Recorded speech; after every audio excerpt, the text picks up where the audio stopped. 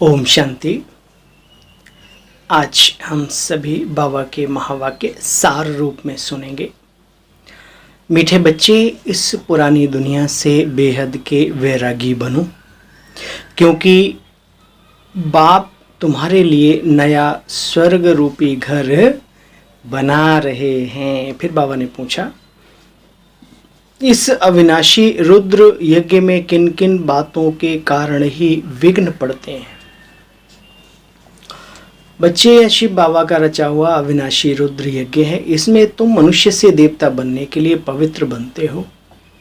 शिव बाबा कहते, बच्चे पवित्र बनते हो, फिर तुम भक्ति आदि छोड़ते हो, इस कारण इसमें बहुत विघ्न पड़ते हैं। अच्छे लोग भी जो ईश्वर को मानने वाले हैं वो भी विघ्न डालते हैं, क्योंकि वो जानते नहीं हैं उसके कार्यक्रम को कि वो आया हुआ है और उसकी आज्ञा से ही आत्माएं पवित्र बन रही हैं।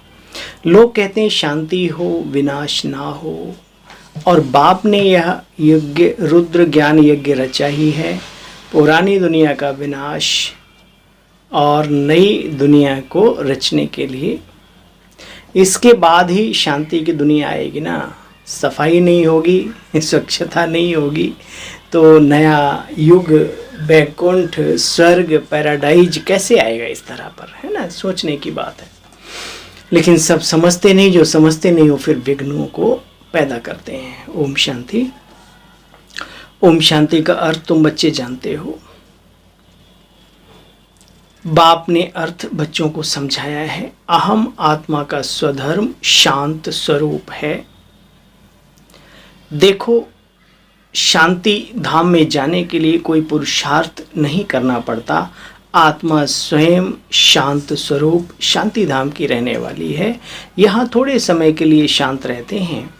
आत्मा कहती है, मेरी कर्मेंद्रियों का बाजा थक गया है, मैं अपने स्वधर्म में टिक जाता हूँ, शरीर से अलग हो जाता हूँ। थकान होती, कहते भाई मुझे शांति में रहने दो।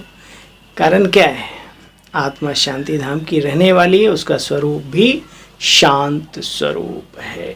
बाबा ने कहा, देखो बच्चे, बेहद का बाप अर्थात परम पिता परमात्मा शिव बाबा कैसे तुमको स्वर्ग रूपी घर बना करके देते हैं। अभी पुरानी दुनिया तो जैसे कि कब्रिस्तान है, फिर बाबा परिस्तान बना रहे हैं।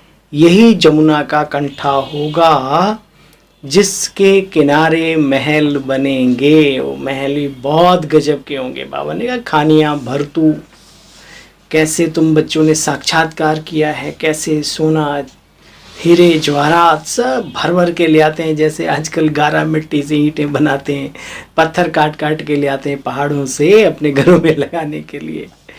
तो बाबा ने कहा भरपूरता होगी इन हीरे जवाहरातों की सबकी। यही दिल्ली जमुना नदी पर होगी। बाकी दिल्ली मीन्स कैपिटल, राजधानी। बाकी यह जो दिखाते हैं पांडवों के किले थे, बच्चे सब ड्रामानुसार बनेंगे। फिर भी ड्रामानुसार जो गायन चलेगा, गायन के आधार पे यादगारें भी बनती हैं। जिस टाइप का गायन कोई करता है उसकी आधारशिला यादगारें बन ही जाती हैं। तुम बच्चे जानते हो, यज्ञ जप तप क्या है, यह फिर करना पड़ेगा। पहले शिव की भक्ति करते हो द्वापर युग में, फर्स्ट क्लास कितने अच्छे अच्छे मंदिर बनाते हो, बात मत पूछो। बाबा कहते हैं उसको अव्यभिचारी भक्ति कहा जाता है। अव्यभिचारी, अभी ये ज्ञान है तुम्हारे पास एक को याद करने का। भक्ति भी एक की हुआ करती थी, धीरे धीरे धीरे धीरे फिर अनेकों में तब्दील होती चली गई। बाबा ने बहुत अच्छी बात अपने लिए कही आज। बाबा कहते हैं, मैं धोबी हूँ, सब मूत पलिती आत्माओं को साफ करता हूँ। साफ किनको करता हूँ? छोटी छोटी दो बातें। भाई, नाई की दुकान पे जो जाता है उसी की तो हजामत बनाता है। घर घर कहाँ तक घूमता रहेगा। हाँ, कुछ नज़दीकी घर होते हैं वो अलग बात है।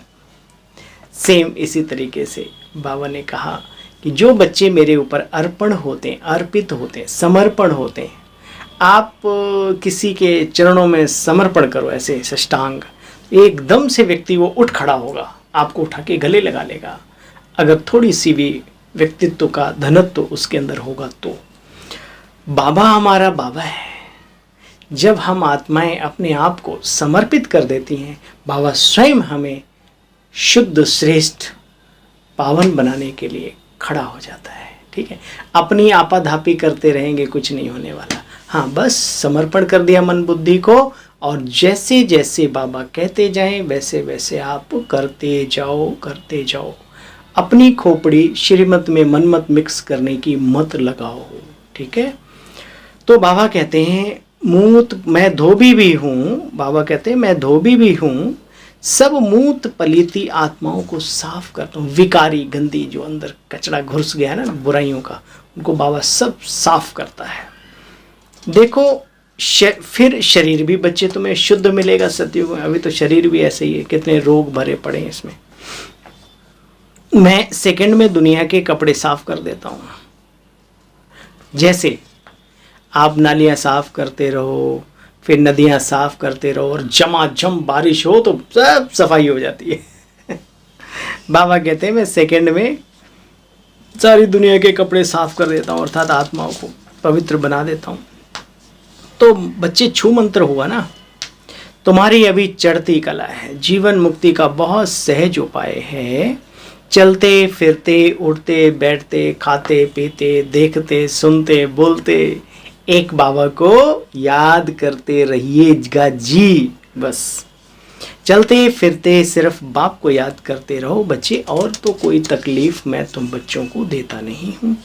अब तुम्हारी एक सेकंड में देखो चढ़ती कला होती है। बाप कहते मैं तुम सब बच्चों का सर्वेंट, सर्वेंट माना सेवादारी, बाबा हमारा सेवादारी, और कमाल है।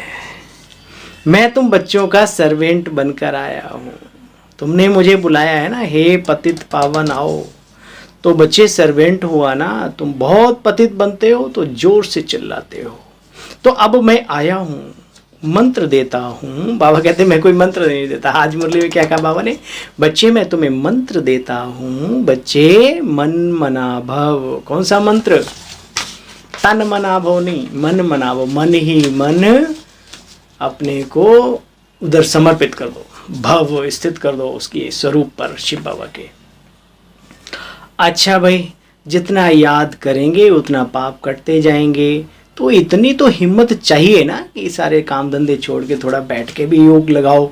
जो हमारे ब्रह्मा कुमारी श्री विश्वविद्यालय के नियम हैं उनके अकॉर्डिंग 4-5 है ना, जो ट्रैफिक कंट्रोल है, जो शाम को नुमा शाम करते, सुबह अमृत वेला करते, उसके अलावा जब भी आपका दिल हो थोड़ा बैठ के भी याद करो। और बाकी चलते फिरते याद तो करना ही करना है। बाबा के अलावा कौन है हम लोगों का, बताओ।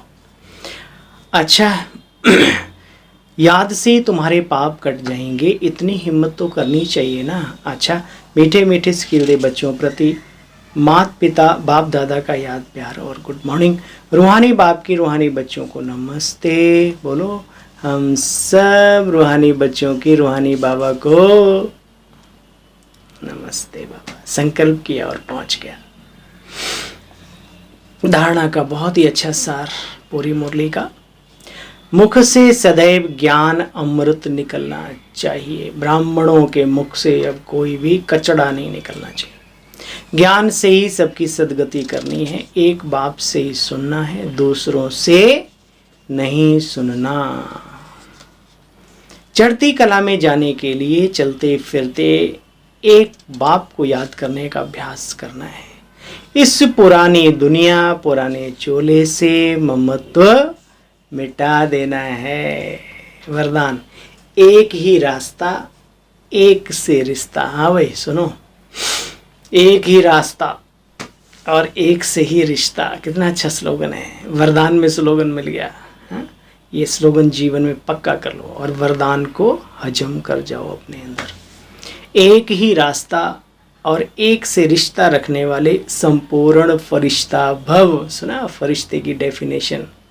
अक्सर करके बाबा कहते हैं जिनके है ना फर्श पर रिश्ते नहीं होते वो फरिश्ते हैं। आज बाबा ने कहा एक ही रास्ता एक से ही रिश्ता रखने वाले संपूर्ण फरिश्ता भव। निराकार व साकार रूप से बुद्धि का संग व रिश्ता एक बाप से बच्चे पक्का हो तो फरिश्ता बन जाएंगे। जिनके सर्व संबंध व रिश्ते एक बाप के साथ हैं वही सदा फरिश्ते हैं।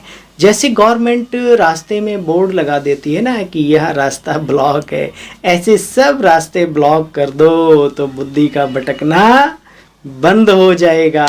सुना बुद्धि को भटकने वालों, हैं अगर कहीं से क्या लेना है, बाबा की मुरली से ही हमें सब कुछ मिल जाता है। बड़ों से भी पूछना चाहिए, इसका मतलब ये नहीं कि हम किसी से पूछे नहीं। कई कहते भी बुद्धि भटकती, तो उसका आंसर ये है कि सारे इधर उधर के रास्ते ब्लॉक। कोई ऑप्शन अपनी लाइफ में रखोगे तो गड़बड़ होगा, सिवाय एक बाबा के और कोई ऑप्शन नहीं। ठीक है, तो बाबा ने आज कहा ऐसे सब रास्ते ब्लॉक कर दो, अर्थात बंद कर दो, तो बुद्धि का भटकना बंद हो जाएगा। बाप दादा का यही फरमान बच्चे, पहले सब रास्ते बंद तो करो, इससे सहज ही फरिश्ता बन जाएंगे। जब तक मनुष्यों के दरवाजे खोल के रखोगे तुम्हें कुछ नहीं करने देंगे।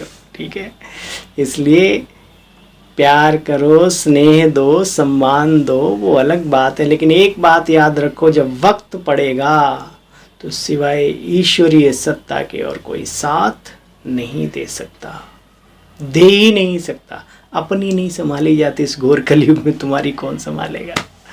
स्लोगन, सदा सेवा के उमंग उत्साह में रहना यही माया से सेफ्टी का साधन है। सदा सेवा के उमंग उत्साह में रहना यही माया से सेफ्टी का साधन है। माया से बचना है, तन की सेवा हो, चाहे मनसा सेवा हो, वाचा सेवा हो, व्यवहारिक सेवा, जैसे भी हो, कर्मणा मन वचन कर्म से हमेशा सेवा में बाबा के बिजी रहना है। क्यों? अगर माया से बचना है तो। अच्छा भाई, ओम शांति सभी को। बहुत बहुत गुड मॉर्निंग। ढेर सारी उजाले वाली